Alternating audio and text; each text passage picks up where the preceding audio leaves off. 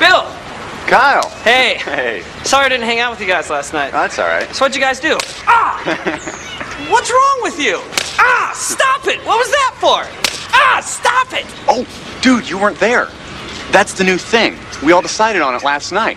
Pretty cool, huh? What's the new thing? Ah! Ah! That's the new thing? Ah! Stop it! Dude, that's the new thing. What's the matter? You don't like it? Yeah, there you go. So that's the new thing, huh? Ah! That's the new thing. Pretty cool, huh? Yeah, all right. Hey, guys. Hi, kids. Oh! Kyle! Hey, my granddad! The thing! I was just doing the thing! No. We only slap people after they use sentences that are questions ending in a one-syllable word. Well, what does that mean?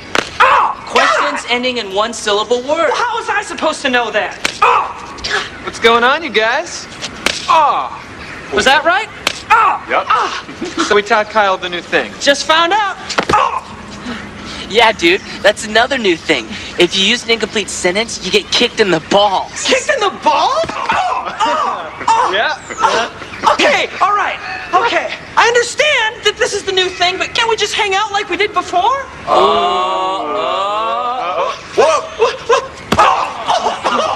See, that's another new thing. If you use a contraction before a preposition, you get hockey punched. Did I?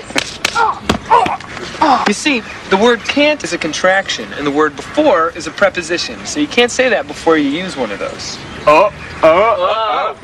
What do you... Whoa! Guys, what are you... Oh, you got me. Okay, stop it! Stop it!